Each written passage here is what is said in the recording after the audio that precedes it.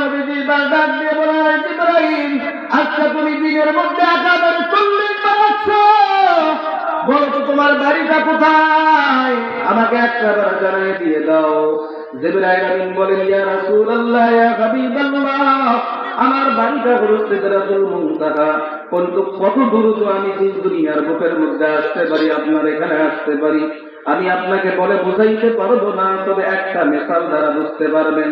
সেই মিসালটা হলো, মিশরের জমিনে যখন ইউসুফ পয়গম্বরের ভাইয়েরা পরামর্শ করে যখন ইউসুফ পয়গম্বরকে কুবার মধ্যে ছেড়ে দিয়ে দেয়, সেই মুহূর্তে আমার মালিক আমাকে জানায়, আয় জিবরাইল, তুমি আর দেরি করো না, আর দেরি করো না, আমার ইউসুফ পয়গম্বর আমার নবী বিপদের মধ্যে পড়ে গেছে, কুয়ার মধ্যে ছেড়ে দিয়েছেন। আয় জিবরাইল, আমার নবীর পানিতে পৌঁছানো যাবে, আমার নবীর পায়ের তলার মধ্যে তোমার একটা ডানা বিছাইয়া দিয়ে দিবা, আমার নবীর জন্য কিঞ্চিত পরিমাণ কোনো ক্ষতি না হয়।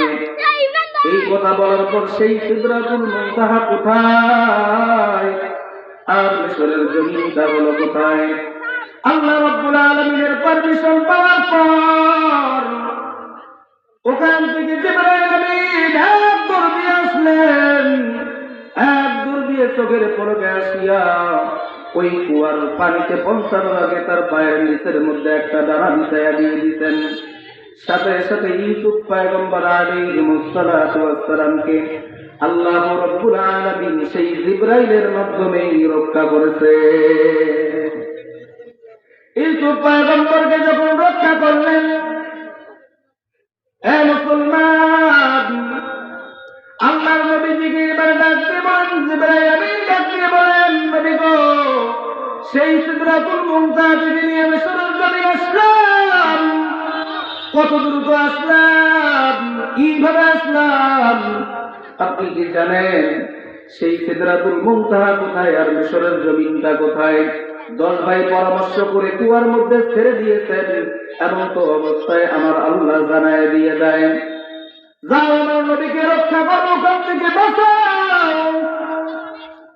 তাহলে দেখেন, একটা জিনিস বোঝার বিষয় আছে, একটা মানুষকে যদি কুয়ার মধ্যে ছেড়ে দেওয়া হয়, ওই মানুষটা পানিতে পৌঁছিতে কয়দিন সময় লাগে?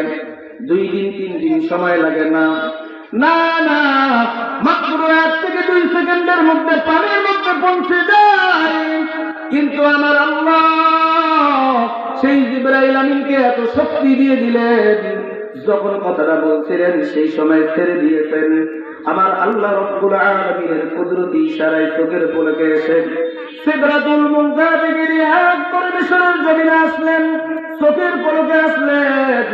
আল্লাহর নবীজিকে এবার জিবরাইল আমিন ডাক দিয়ে বলে, নবী গো, আপনি এবার বুঝে নিয়ে নেন আমি কত দ্রুত চলতে পারি। আল্লাহর নবীজি বললেন, ঠিক আছে, এটা বুঝলাম, কিন্তু তুমি যে আমার কাছে 24 বার আসছো, তোমার চেহারাটা আমি একবার দেখতে চাই, আমাকে সুন্দর করে দেখাও। আয় জিবরাইল আমিন, তুমি শুধু মানুষের রূপ ধারণ করে আমার কাছে আসো, কিন্তু তোমার চেহারাটা আমাকে একটাবার দেখাও।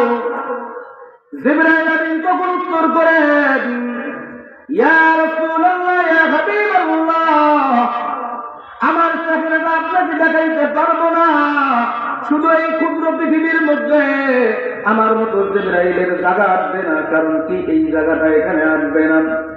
আয় জিবরাইল আমিন, তারপরও আমাকে তোমার চেহারাটা দেখাইতে হবে। জিবরাইল আমিন বিপদের মধ্যে পড়ে গেল। আল্লাহর নবীজিকে ডাক দিয়ে বললেন, নবী গো, আপনি একটু আকাশের দিকে তাকান। একবার যখন আকাশের দিকে তাকা শুরু হয়ে গেল, তাকাইতেছেন।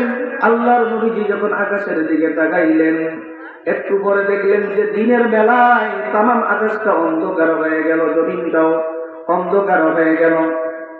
একটু পরে আবার যখন দিনের মতো হয়ে গেল,